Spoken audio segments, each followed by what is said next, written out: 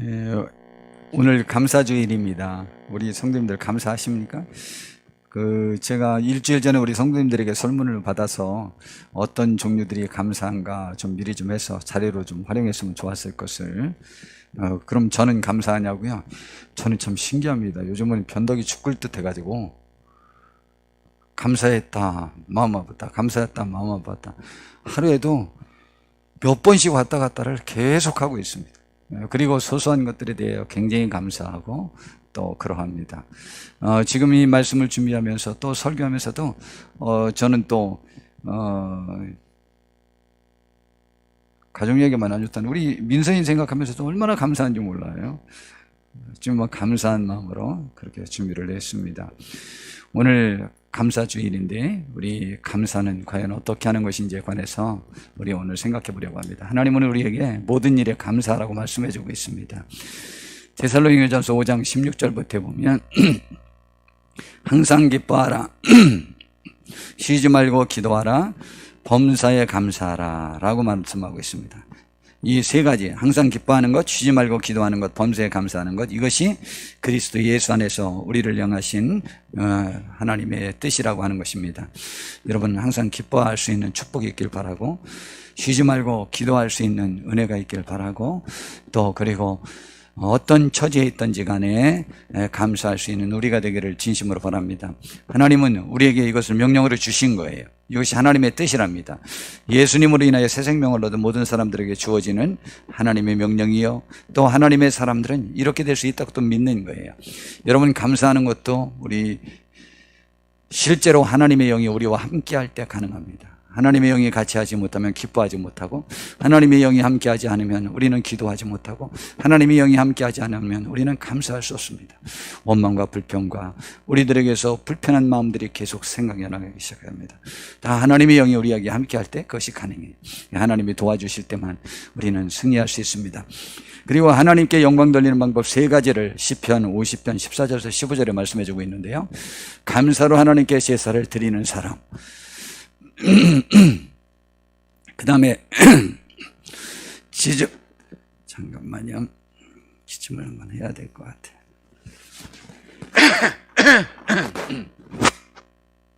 아니, 이거 좀 마스크 밖에다가 그 휴지로 막고 기침을 했네요. 그냥 해도 자, 여하튼 감사로 하나님께 제사를 드리는 사람을 하나님을 영화롭게 할 수 있습니다. 그 다음에 지존하신 이에게 우리의 소원을 갚는 거예요. 우리가 하나님 앞에 내가 무엇을 하겠다라고 약속한 것들이 있죠. 그 약속한 것들을 갚는 거예요. 여러분 사람들이 어떤 약속을 하면은요, 그 약속을 지키나 안 지키나 유심히 이렇게 살피도록 되어 있습니다. 그런데 그가 그 말한 대로 그렇게 해주면 굉장히 고맙죠. 근데 말한 대로 하지 아니하면 우리 그 사람에 대해서 잘 신뢰하지 못하게 되고 그러잖아요. 그러므로 하나님에 대해서도 우리가 다짐한 것들 지키려고 많이 노력하셔야만 합니다.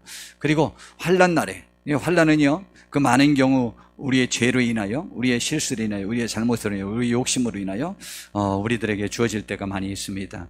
그런데 그 환난 날에 내가 저지른 일인데 내가 어떻게 하나님 앞에 이것을 도움을 청할 수 있어? 라고 생각하는 것은요, 하나님과의 관계를 우리가 잘 모르는 사람들이에요. 우리는 환난 날에, 우리가 역경 때에 하나님께 도와달라고 부르짖어 기도하면 하나님이 우리를 건져주십니다. 그러므로 인하여 하나님을 영화롭게 할 수 있는 기회가 됩니다. 심지어는요, 우리가 죄 중에서라도 하나님께 영광을 돌릴 수 있습니다.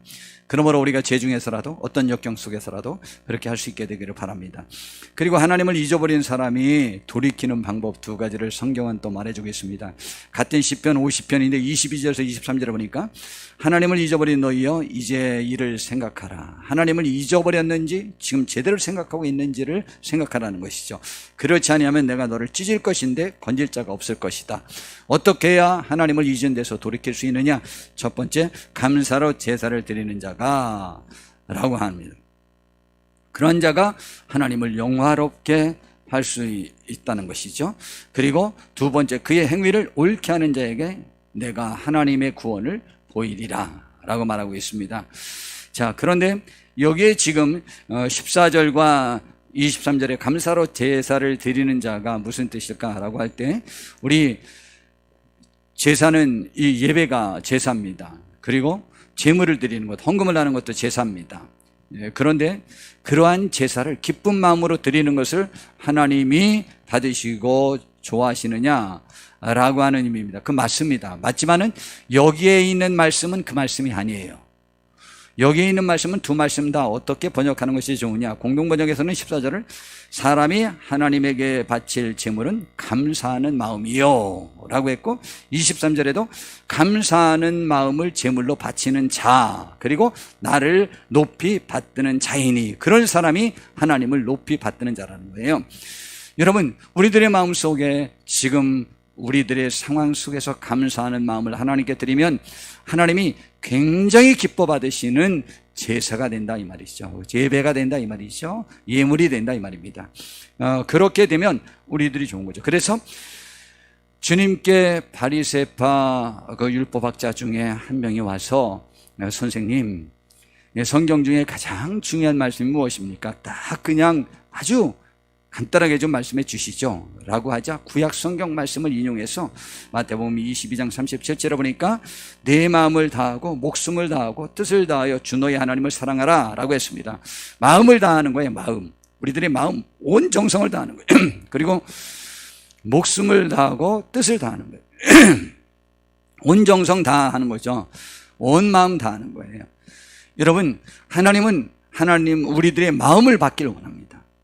마음만 받으면 몸이 안 가면 된다고요? 마음이 갔는데 몸이 안 갑니까?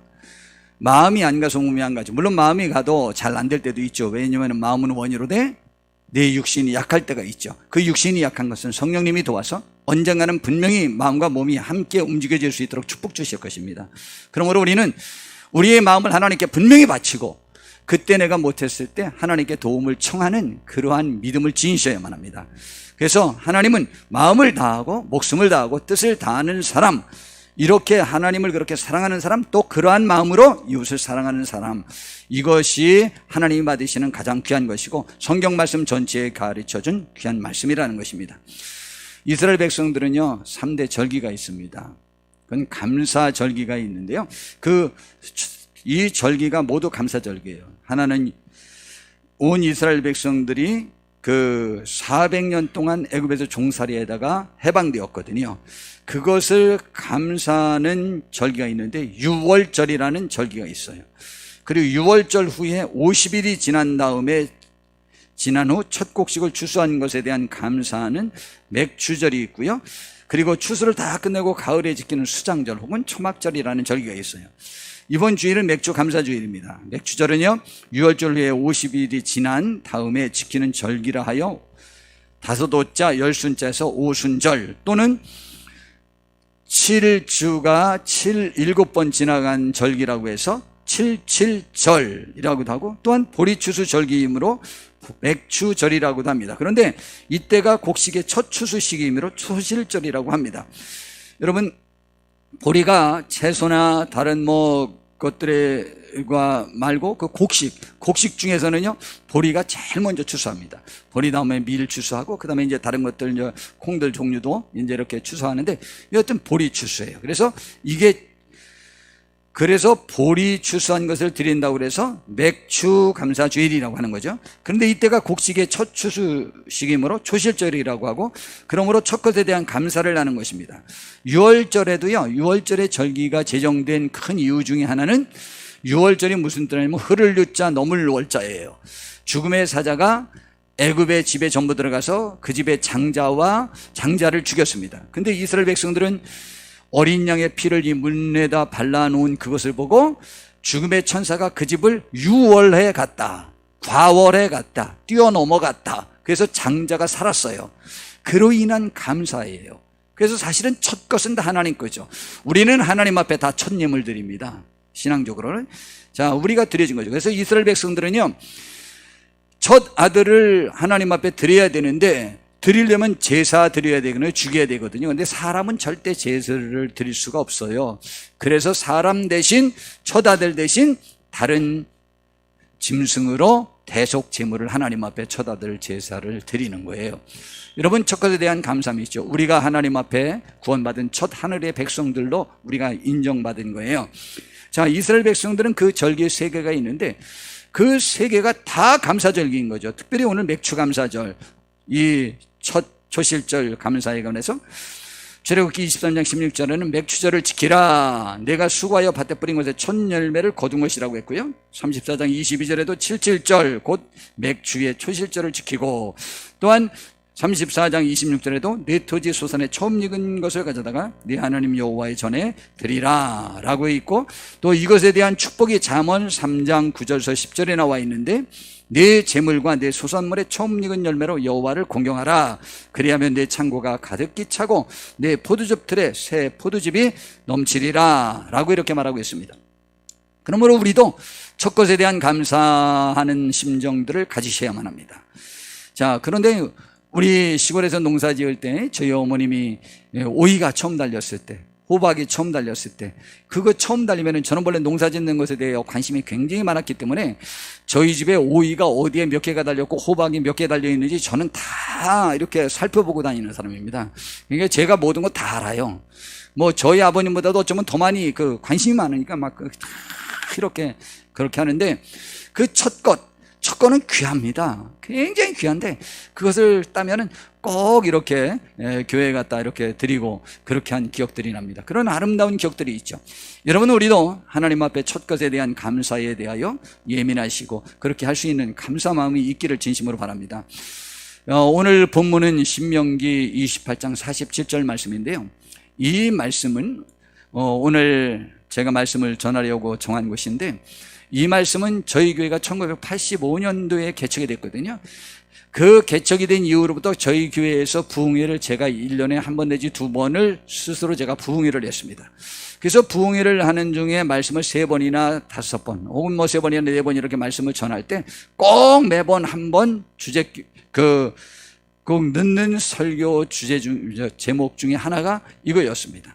물론 이제 우리 교회 창립 이념 그 3가지 그것을 설교를 하면서 이 내용도 같이 이렇게 포함을 시킵니다. 이런 내용입니다.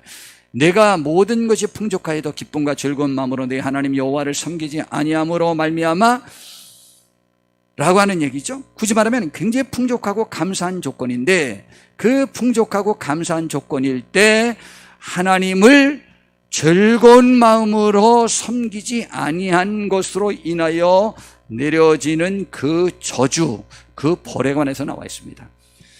그런데 그 벌이 무엇으로부터 시작되느냐? 그럴 때 주어지는 것은 49절에 보니까 48절에 보니까 내가 줄이고 목마르고 헐벗고 모든 것이 부족한 중에서 여호와께서 보내사 너를 치게 하실 적군을 섬기게 될 것이니 그가 철멍에를 내 목에 메워 마침내 너를 멸할 것이다. 아주 풍족할 때 기쁜 마음으로 감사하는 마음으로 하나님을 섬기지 않았더니 하나님께서 그런 것들을 빼앗아 버리고 결국은 적군까지 쳐들어와서 모든 것을 다 잃어버리게 되리라 라는 그런 내용입니다. 그런데 이제 오늘 그 다음부터 저주가 어떤 벌들이 내려질지에 관해서 나와 있는데, 우리는 지금까지 들어본 최고의 기가 막힌 슬프고 끔찍한 상황이 모든 것이 풍족하여도 기쁨과 즐거운 마음으로 하나님 여호와를 섬기지 아니함으로 말미암아 주어지는 벌에 대한 기록이 이곳에 나옵니다. 이제 여러분들이 상상을 할 수 없을 만큼 상상을 초월한 기가 막힌 내용들이 나옵니다. 세상이 너무 끔찍해서 세상에 이런 일이 할 만한 일들이 나와 있습니다. 근데 놀라운 사실은요, 이것이 역사적으로 열왕기서에 보니까 이스라엘 백성들이 하나님 앞에 범죄해서 죄를 졌을 때, 적국이 쳐들어왔을 때 결국은 그런 일이 벌어졌어요. 그럼 이 저주를 제가 많이 설명하지 않아도 한번 들어만 보면 무슨 말인지 알 수 있으니까 제가 한번 읽어드려 볼게요.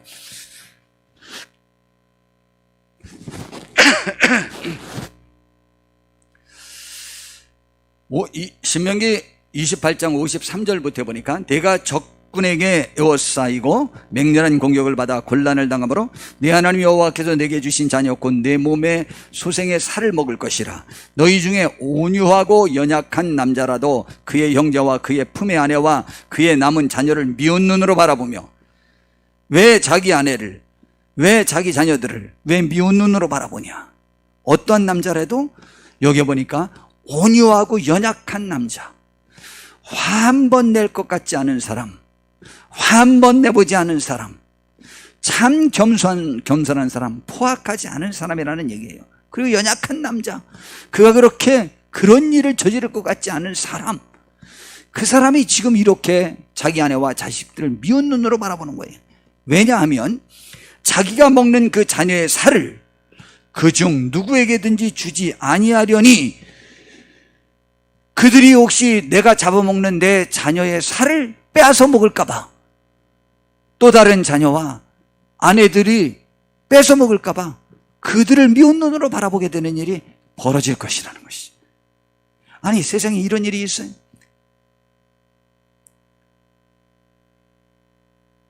자, 그 다음에 이는 내 적군이 내 모든 성을 내어서고 맹렬히 너를 쳐서 곤란하게 하므로 아무것도 그에게 남음이 없을 까닭일 것이며, 또 이제 여자에 관해서 나와 있습니다.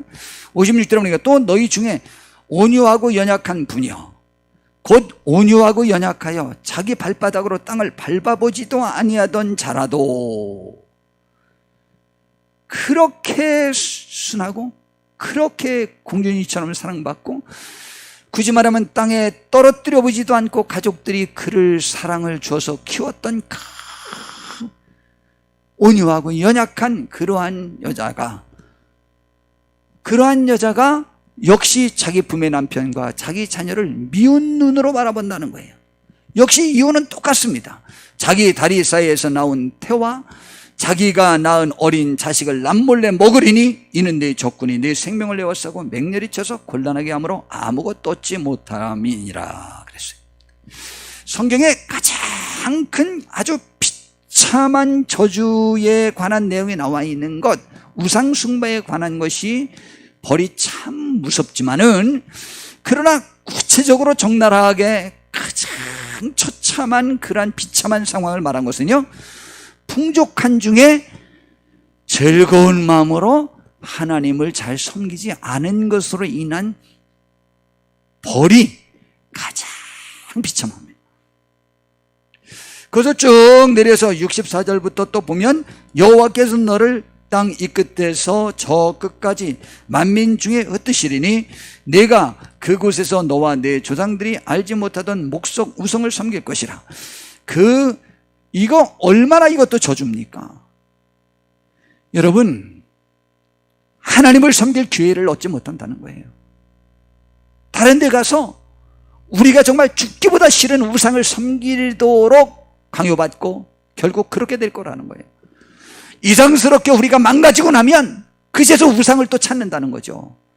이건 비참한 것입니다. 여러분, 우리의 심령이 예배하지 못하고 우상을 숭배하게 되는 상황을 한번 생각해 보세요. 그것처럼 비참한 일이 어디 있겠습니까? 그런 일이 벌어질 것이라는 것입니다. 그래서 거기 가서 결국은 우상을 숭배하게 될 것이며 섬길 것이며 그랬어요. 그리고 65절에 보니까 그 여러 민족 중에서 내가 평안함을 얻지 못하며, 여러분, 평안은 하나님이 주시는 축복 중에 하나입니다. 하나님이 영이 주시는 축복 중에 하나입니다. 평안함을 얻지 못하며 내 발바닥에 쉴 곳도 얻지 못하고 여호와께서 거기에서 내 마음을 떨게 하고, 얘 마음이 항상 불안한 거예요. 떨은 거예요. 떨게 하고 눈을 쇠하게 하고 정신을 산란하게 하리니 내 생명이 위험에 처하고 주야로 두려워하며 내 생명을 확신할 수 없을 것이라. 내 마음의 두려움과 눈에 보는 것으로 말미암아 아침에는 이르기를 저녁이 되었으면 좋겠다 할 것이요 저녁에는 이르기를 아침이 되었으면 좋겠다 하리라. 여러분, 시간이 빨리 가기를 원하는 사람은요, 어떤 사람이냐면요, 대체적으로 힘든 사람이에요. 여러분, 너무 좋으면 시간이 빨리 가는 것 별로 좋아하지 않아요. 그 시간을 누리고 싶어 하지. 그런데 시간이 아침이 됐으면, 이 밤이 빨리 지났으면, 또 밤이 됐으면 계속 이렇게 바라는 것은요, 이게 지금 내 마음이 너무 힘들다는 거예요. 벌을 받는 것과 같은 사실. 우리 학교에서 벌 받을 때, 군대에서 벌 받을 때 그 시간이 빨리 가길 너무 바라고 있지 않습니까? 그와 같은 거예요. 그러면 우리는 지금 무엇을 감사해야 할까요? 하나님, 우리 풍족하지 않아요 라고 말씀하시겠습니까? 진정한 감사의 마음이 있느냐 없느냐는 우리의 진정한 하나님의 사람이냐 아니냐와도 깊은 관계가 있습니다. 지금 우리의 마음속에 진정한 감사와 평안이 있습니까? 그렇지 않다면 이유는 무엇입니까? 다른 사람 때문입니까? 아니면 성도님들 자신 때문입니까? 평안과 감사의 원인이 자신의 상태 때문입니까? 아니면 다른 사람과 다른 요인 때문입니까? 감사하는 마음과 미안한 마음을 갖는 것은 같은 마음입니다.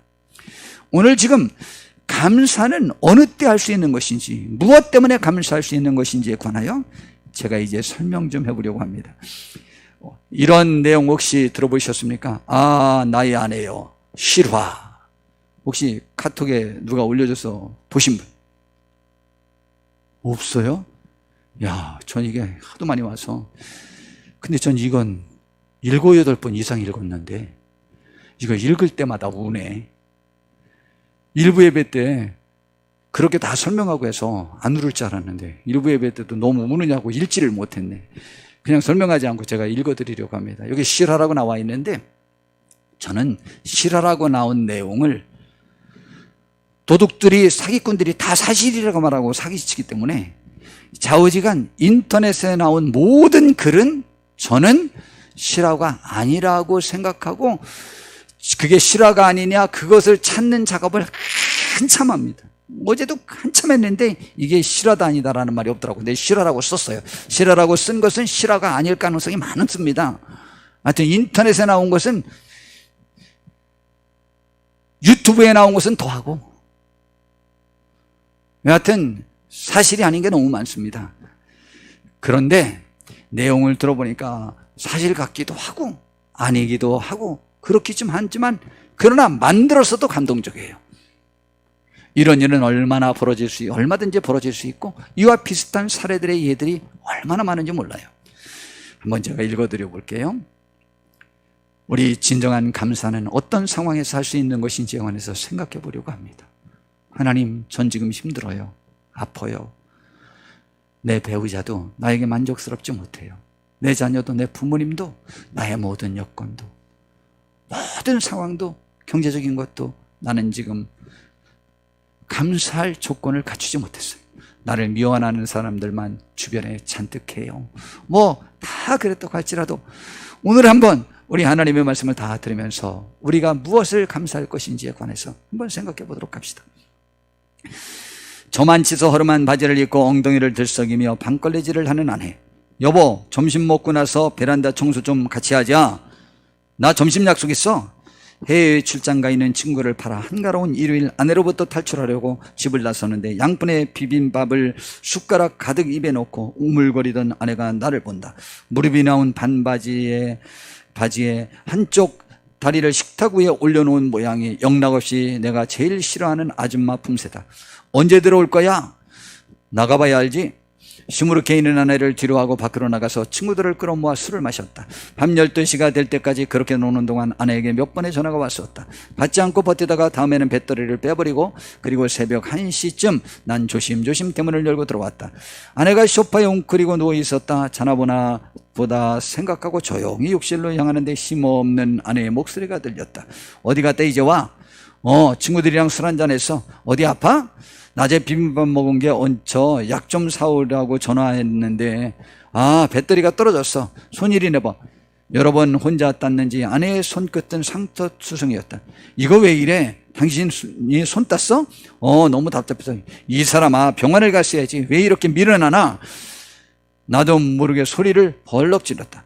여느 때 같았으면 미련하다는 말이 뭐냐고 대들만도 한데 아내는 그럴 힘도 없는 모양이었다. 그냥 엎드린 채 가쁜 숨을 몰아쉬고만 있었다.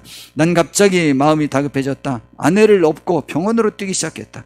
하지만 아내는 응급실 진료비가 아깝다며 이제 말짱해졌다며 애써 웃어 보이며 검사받으라는 내 권유를 물리치고 병원을 나와버렸다. 다음날 출근하는데 아내가 말했다. 이번 추석 때 친정부터 가고 싶다는 말을 꺼냈다. 노발대발하실 어머니의 얘기를 꺼내면 안 된다고 했더니 30년 동안 그만큼 이기적으로 부려먹었으면 됐잖아. 그럼 당신은 당신 집에 가. 나 우리 집에 갈 테니까.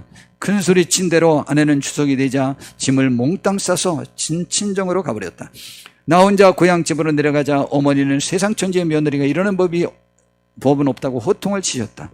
결혼하고 처음 아내가 없는 명절을 보냈다. 집으로 돌아오자 아내는 태연하게 책을 보고 있었다. 여유롭게 클래식 음악까지 틀어놓고 말이다. 당신 지금 제정신이야? 하며 호통을 쳤다.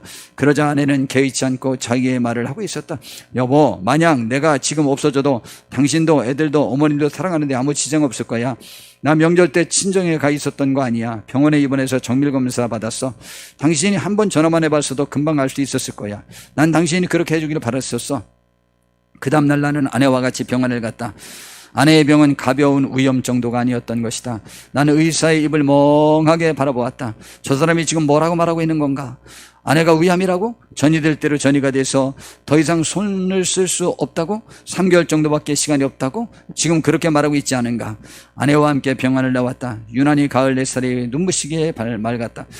집까지 오는 동안 아내에게 어떤 말도 할 수 없었다. 엘리베이터에 탄 아내를 바라보며 불안한 마음을 떨쳐버릴 수가 없었다. 방문을 열었을 때 펑퍼짐한 바지를 입은 저 여자가 없다면, 방걸레질을 하는 저 아내가 없다면, 양푼에 밥을 비벼 먹는 저 아내가 없다면, 술 좀 그만 마시라고 찬소리해주는 저 아내가 없다면 나는 어떻게 하나 가슴이 멍할 뿐이었다. 그 다음날 아내는 함께 아이들을 보러 가자고 했다. 아이들에게는 아무 말도 말아달라는 부탁과 함께 서울에서 공부하고 있는 아이들은 갑자기 찾아온 부모가 그리 반갑지만은 않은 모양이었다. 하지만 아내는 살거워하지도 않는 아이들의 손을 잡고 공부에 관해 건강에 관해 수없이 해온 말들을 하고 있었다.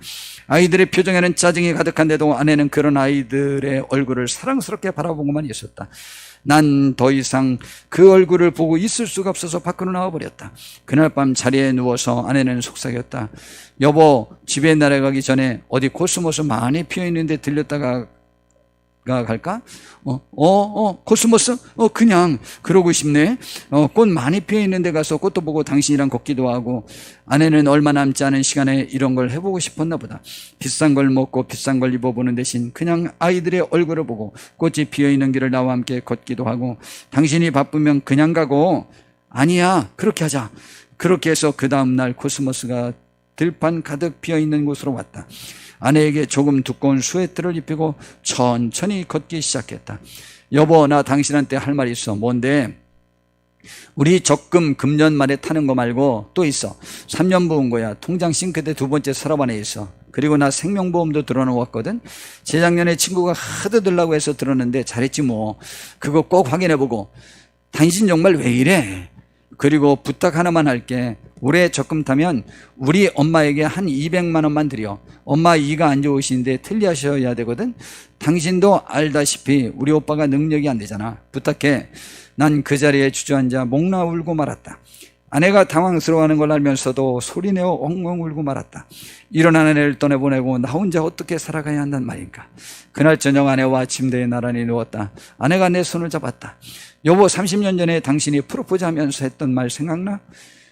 내가 뭐라 그랬는데, 사랑한다 어쩐다 그런 말 닭살 맞아서 질색이라 그랬잖아. 내가 그랬나? 그전에도 그 후로도 당신이 나보고 사랑한다 그런 말 한 적도 없는데 그거 알지? 어떨 땐 그런 소리가 한번 듣고 싶기도 하더라. 아내는 금방 잠이 들었다. 그런 아내의 얼굴을 바라보다가 나도 깜짝 잠이 들었다. 이튿날 눈을 뜨니 커튼 사이로 아침 햇살이 쏟아져 들어오고 있었다. 여보, 우리 오늘 장모님 뵈러 갈까?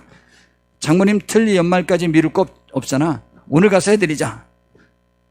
여보, 내가 가면 장모님이 아주 좋아하실 텐데 어서 일어나. 여보, 안 일어나면 나 안 간다. 여보 좋아라 하며 일어나야 할 아내가 꼼짝도 하지 않는다. 난 떨리는 손으로 아내를 흔들었다. 그러나 아내는 꼼짝도 하지 않았다. 나는 말없이 아내를 끌어안고 소리 질렀다. 여보, 나는 어떻게 하라고? 야, 이 사람아, 나 진짜 당신을 사랑한다. 야, 이 사람아, 나 진짜 당신을 사랑한다. 야, 이 사람아, 아무리 외쳐봐야 영영 대답이 없다. 왜 어젯밤에 사랑한다 소리를 한 번도 못 해줬을까? 그렇게 듣고 싶어 했던 이 한마디를 왜 해주지 못했을까? 아, 이렇게 천추한이 될 줄이야 라는 글입니다. 성도 여러분, 저도 이러한 그 남은 여생을 살고 싶은 영상이 저에게 항상 있는 게 있었어요. 언덕이 있는 곳에 제 아내가 휠체어에 앉고 제가 휠체어를 미루면서 여보, 이건 뭐야 저거 이쁘지? 뭐 이러면서 이야기할 그 저의 노년을 상상을 해봤습니다. 뭐 지금 제 몸 모습을 보니까 제가 휠체어에 앉고 제 아내가 밀어줄 것 같긴 한데 여하튼 그랬습니다. 근데 요즘은 그 영상을 자꾸 바꾸려고 해요. 아니, 왜 굳이 내가 제 아내 휠체어에 앉고 내가 밀을까? 우리 둘이 손잡고 그냥 힘들지만 천천히 걸으면서 여보 여기 크로바 네 크로바 있네? 그래서 그거 찾아가지고 제 아내한테도 주고 이렇게 그렇게 내가 이제 영상을 바꾸도록 했어요. 이제 휠체어를 제가 밀어주는 영상이 아니고 손잡고 천천히 걷는 영상으로.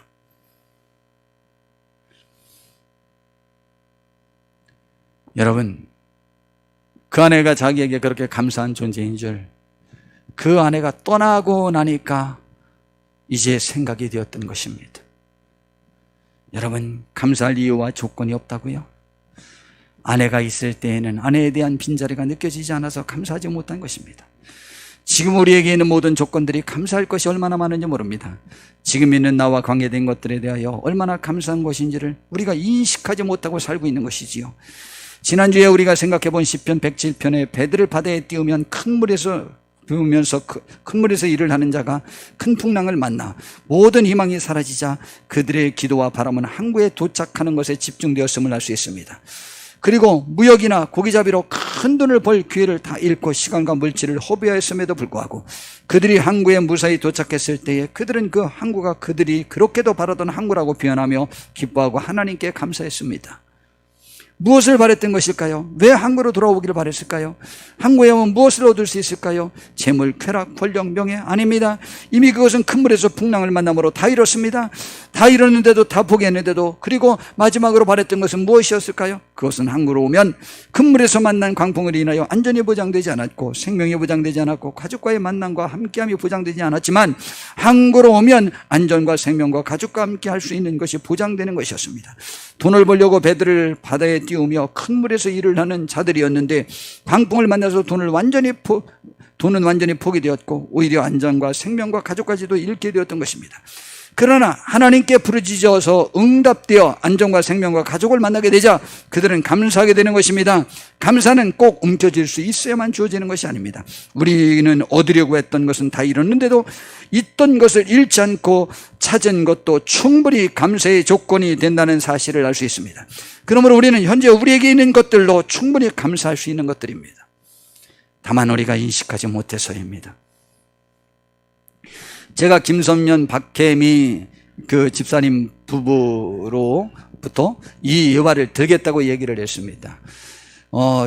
첫째가 지아입니다. 지금 19개월이나 한 20개월 정도 될 것입니다. 근데 뱃속의 아이가 지금 6개월 정도 된대요. 그런데 이 아이를 그 다운 증후군 검사를 하나 봐요. 난 좀 그거 좀 안 했으면 좋겠어요. 그 산부인과에서 돈 벌려고 하는 것 같아, 난 아무리 봐도. 근데 다운 증후군 검사를 했는데 그 약간 이상 증상이 있대요. 그래서 2차 검사 또 돈을 내고 또 했대요. 2차에서 또 걸리면 3차 또 얼마나 또 해야 된대요. 근데 2차를 했어요. 그때 막 너무 심란해갖고 저기 했어요. 돈 들지, 시간 들지, 힘들지, 걱정도 있지, 그랬습니다. 근데 2차 했는데 괜찮다고 진단 결과가 나왔어요. 그 소식을 듣고 김선명 남편 집사님도 박혜미 아내 집사님도 둘이 울었대요. 너무너무 감사해서. 그럼 그 전에 그 다운 증후군 검사하기 전에 감사한 것, 아직 그런 증상이 있다는 거 몰랐을 때 왜 감사하지 않았죠? 그런데 그럴지 모르겠다는 얘기를 듣다가 다시 원상태로 왔을 뿐이에요. 더 나아진 것도 아니에요. 그냥 원상태예요. 그런데 감사했어요. 여러분, 감사는 어떤 상태가 전환되어져야 감사가 되는 것이 아닙니다. 감사는 내 마음속에 하나님의 영이 부어질 때 감사할 수 있는 거예요. 환난이 와도 핍박이 와도 나에게 어떤 것들이 닥쳐와도 내가 주의 영에 충만하면 감사하고 승리할 수 있고 찬양할 수 있어요. 스트레스에는 명약이 있답니다. 우리 이시영 박사님이 우리나라 기독교인들 중에 아주 이 정신과에서 아주 유명한 박사님입니다. 저분이 쓴 글입니다. 정신의학에서는 스트레스에 대가하면 한스 셀리에라고 하는 저분이랍니다. 이분이 1958년 스트레스 연구로 노벨 의학상을 받은 사람입니다. 캐나다 분인데 이분이 고별 강연을 하버드 대학에서 했습니다. 그런데 그때 저 이시영 박사님이 거기에 참석을 했었답니다. 아주 노 교수님들이 아주 빽빽히 들어섰고 그의 강연이 끝나자 기립박수도 받았답니다. 근데 강연이 끝나고 내려가려고 하는데 한 젊은 학도가 이렇게 물어봤답니다. 선생님, 우리가 스트레스 홍수 시대에 살고 있는데 스트레스를 해소할 수 있는 비결을 딱 한 가지만 이야기해 주십시오. 그러자 그분은 딱 한마디만 했답니다. 감사하며 사십시오. 예, 감사만큼 강력한 스트레스 정화제가 없고 감사만큼 강력한 치유제도 없다고 말합니다. 종교인이 장수하는 이유 중 하나는 그들은 범사에 감사하기 때문입니다. 작은 일이나 하찮은 일에도 하나님께 감사하는 드리는 이 자세가 종교인이 장수하는 비결로 의학에서는 증명하고 있습니다. 감사하는 마음 속에는 미움, 시기, 질투가 없습니다. 참으로 편안하고 마음이 그저 평온하면서 또 우리가 뇌과학적으로 말하면 이러는 순간 세로토닌이 펑펑 쏟아진다고 합니다. 여러분, 세로토닌이 건강체를 만든다는 이야기를 이시영 박사님이 자주 말씀을 드렸답니다. 이렇게 감사라는 것이 인간을 그저 편안하게 하고 몸과 마음을 건강하게 하는 것입니다. 이제 감사드림이 이게 감사 기도입니다. 기도하는 사람들이 하나님께만 감사를 드리게 되겠습니까? 고생하는 아내일 수도 있고 남편일 수도 있고 또 이른 봄부터 밭에서 땀 흘려 일하는 농부에게도 우리는 감사드릴 수 있습니다. 이웃에게도 감사를 드릴 수 있습니다. 여러분, 감사는 하나님께 하는 거지만 하나님께 하는 감사는 사람에게 해야 됩니다. 사람에게 하지 않는 감사를 하나님에게 할 수 없고 하나님께 하지 않는 감사를 사람에게 할 수 없습니다. 물론 하나님께는 감사하면서 직접 내 주변의 사람들에게는 표현 못할 수는 있지만 그러나 실제적으로 감사는 하나님께 감사하라고 하는 것은 내 주변에 있는 사람들과 여건과 처지에 대하여 감사하라는 것입니다. 하나님은요, 항상 기뻐하라, 쉬지 말고 기도하라, 어떤 처지에서든 모든 일에서든 감사하라고 우리들에게 요구하고 있습니다. 여러분이 감사할 때요, 여러분의 영이 살고 여러분과 관계된 모든 사람들의 영이 살아나도록 되어 있어요. 여러분이 여러분의 삶에 대해서 감사하면 여러분의 배우자들은 여러분의 배우자 때문에 감사하는 줄 알고 그들의 영이 살고 그들의 삶이 살고 여러분을 사랑스럽게 생각하고 여러분을 너무너무 좋아하게 되고 여러분을 만나고 싶어 합니다. 그런데 여러분의 입으로 불평과 원망이 나오기 시작한다면 여러분의 배우자들은 여러분과 관계되는 것이 너무 싫어서 일요일날 나가서 핑계대고 술 마시고 오고 싶어하는 거예요. 우리는 감사하셔야만 합니다. 진심으로 감사해야 됩니다. 내 삶을 원망하는 거예요. 내 남편을 원망하지 않는 거예요. 내 삶을 원망하는 거예요. 그게 바로 내 남편을 원망하는 것이고 내가 내 삶을 원망하는 거예요. 그거를 바로 내 아내를 원망하는 것입니다. 내가 내 삶을 원망하는 거예요. 내가 다른 사람 원망하는 거 아니에요. 그게 부모를 원망하고 자식을 원망하고 나의 관계된 사람들을 원망하는 거예요. 그것이 바로 하나님을 원망하는 거예요. 그것이 사탄의 저주입니다. 여러분, 감사의 영이 나를 지배할 수 있도록 하나님 앞에 쉬지 말고 기도하고 항상 기뻐하고 그분의 뜻이 나에게서 이루어지기를 위하여 기도하셔야 됩니다. 하나님 나라가 내 마음속에서 이루어질 때 그것이 축복된 삶인 것입니다. 그것은요, 먹는 것과 마시고 그런 것으로 되어지는 것이 아니에요. 하나님의 나라는 먹는 것과 마시는 것이 아니에요. 오직 성령님 안에서 누리는 의와 평강과 희락이라고 그랬어요. 주의 성령이 나에게 임할 때 지옥에 가도 평안이 있을 수 있어요. 그게 천국이에요. 주의 영이 임하는 것이 천국이지 그 장소가 천국이라고 말하기는 참으로 어렵습니다. 현재 있는 것들에 대하여 여러분 진심으로 감사하십니까? 여러분의 자신의 연약한 모습도 하나님께 감사하며 도움을 청하세요. 그래서 이시영 박사님은 이렇게 합니다. 여러분, 저는 아침마다 프랑스 작가 쥘 르나르의 기도문을 꼭 외웁니다. 그분은 홍당무를 지은 작가입니다. 신체가 약해서 아침마다 이렇게 감사를 드렸다고 합니다. 눈이 보인다, 귀가 즐겁다, 몸이 움직인다, 기분도 괜찮다, 고맙다, 인생은 참 아름답다, 아침마다 이렇게 기도한답니다. 이시영 박사님도 이렇게 기도를 한답니다. 오늘 아침에 눈을 뜨는 것만으로도 정말 고마운 것이고 내 발로 이렇게 대지를 디디고 서 있는 것만으로도 참으로 감사한 일입니다. 우리는 감사하는 생활을 어느 한순간도 잊어버리면 안 되겠다는 생각을 하게 됩니다. 발이 제일 고생하니까 저는 아침에 제 발을 주무르면서 이렇게 이야기합니다. 수고했다, 고맙다, 조심할게, 잘 부탁해. 저는 정말 진심을 담아서 발을 주무르면서 내 발에게 부탁을 드리고 감사를 드립니다. 저는 이상해. 자고 일어나면 발이 너무 아파.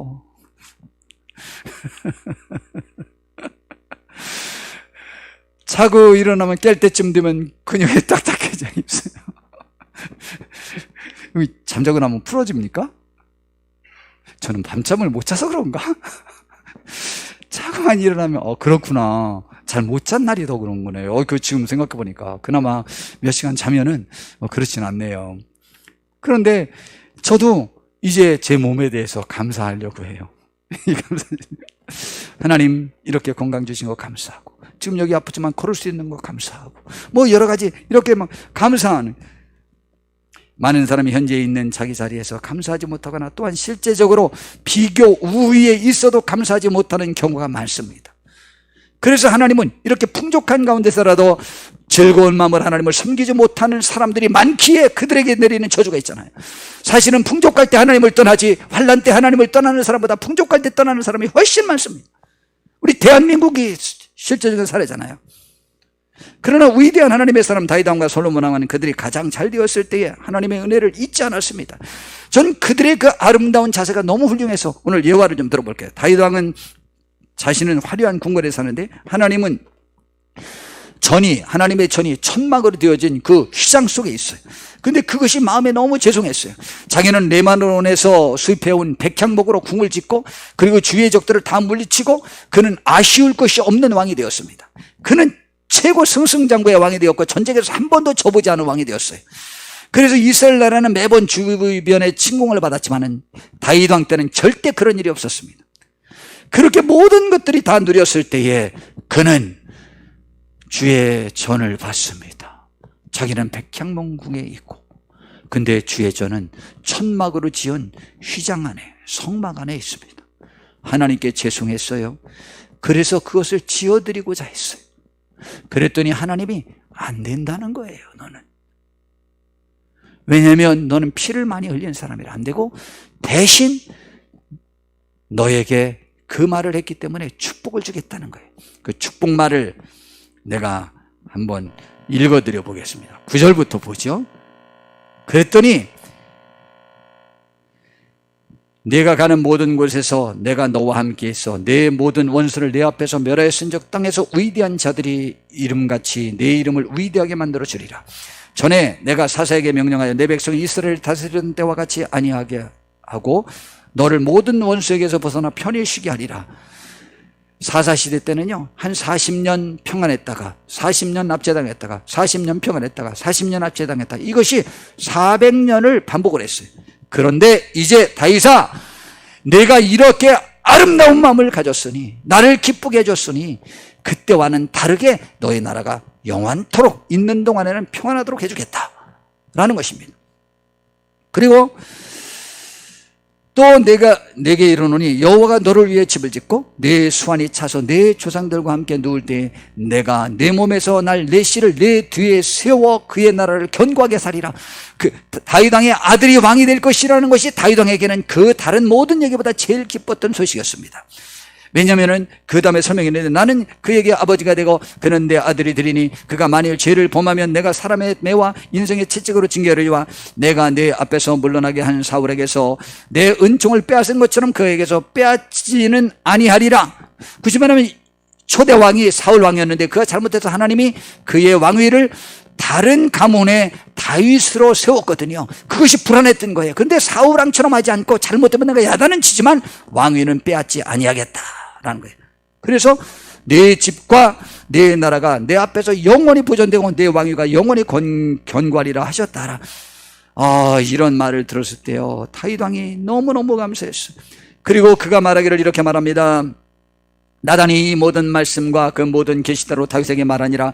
다윗 왕이 여호와 앞에 들어가 앉아서 이르되 주 여호와여, 나는 누구이오며 내 집은 무엇이기에 나를 여기까지 이르게 하셨나이까. 주 여호와여, 주께서 이것을 오히려 적게 여기시고 지금까지만 주신 복으로도 너무 많은데 또 종의 집에 있을 먼 장래일까지 말씀하셨나이다. 이것이 제일 기쁜 거예요. 여러분, 우리들의 삶 속에서 염려가 무엇입니까? 내 자녀들에 대한 염려로 그득 차 있지 않습니까? 하나님이 그것을 책임져 주시겠다고 약속하신 거예요. 솔로몬 왕도 마찬가지입니다. 그 아버지의 그 아들이에요. 저는요, 이 내용이 얼마나, 다윗 왕의 그 내용이나 솔로몬 왕의 이 내용, 열왕기상 5장 4절에 보니까 솔로몬 왕이 이제 내 하나님 여호와께서 내게 사방에 태평을 주심에 원수도 없고 재앙도 없도다. 그렇게 되면 누릴 생각, 하나님을 떠날 생각을 할 텐데, 여호와께서 내 아버지 다윗에게 하신 말씀에 내가 너를 이어 내 자리에 오르게 할 내 아들 그가 내 이름을 위해 성전을 건축하리라 하신 대로 내가 하나님 여호와의 이름을 위해 성전을 건축한다고 하는 거예요. 너무 멋있잖아요. 여러분이 어느 정도 풍족하고 어느 정도 갖추면 하나님께 감사하고 하나님께 충성을 다하겠습니까? 여러분, 놀라운 사실인데, 사람은 현재 것들에 감사하지 못하고 현재가 풍족한 줄 모르고 있다가 현재 것을 잃을 위기에 처하면 이것을 잃게 하지 않게 한 것으로 인하여 감사한 마음을 갖게 됩니다. 여러분, 그렇다면 누구든 마찬가지입니다. 누구든 다 똑같습니다. 그러니 현재 처지에서 감사하세요. 현재 처지에서 하나님께 할 수 있는 대로 최선을 다하세요. 감사한 마음으로 섬기세요. 여러분의 주변의 사람들에게 감사하세요. 그들이 나 때문에 기뻐하도록 하세요. 나 때문에 자부심을 갖도록 하세요. 나 때문에 하나님을 알게 하세요. 이렇게 솔로몬 왕이 이렇게 말하자 두루 왕 히람이 너무너무 기뻐했어요. 다윗 왕과 친구였거든요. 두루 왕 히람이 잘 지냈던 사람이었어요. 근데 그 아들이 왕이 가야 되더니 그 아버지의 유지를 받들어서 이렇게 성전을 짓겠다고 신앙을 잘 지키니까 그가 기뻐하면서 하나님을 찬양하게 됩니다. 여러분, 우리가 그러한 사람이 되기를 바랍니다. 고난이 가져오는 유익이 있어요. 반사신경이라는 것이 있습니다.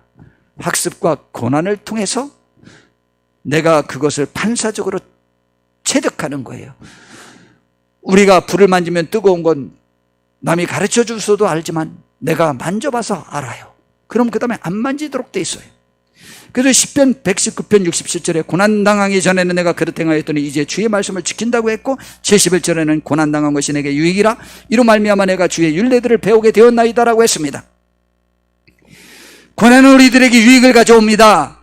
그러나 더 복 있는 사람은 하나님의 말씀을 미리 깨달아서 고난받기 전에 풍족할 때도 하나님을 섬기고 현재 처지에서 하나님께 감사하는 심령이 되어서 하나님께 영광 돌리고 나와 관계된 사람들을 살리고 그들의 영혼을 세우고 나도 살고 모두 살게 하는 데에 쓰임받는 복된 사람이 되는 거예요. 감사는 모두를 살리는 거예요.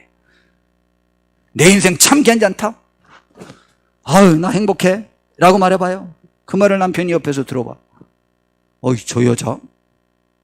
그럼 나 때문에 행복하다는 얘기 아니야? 라고 하면서 여지껏 주구똥살똥 그러면 여기저기 잘했는데 앞으로는 지금보다 2배 더 잘합니다.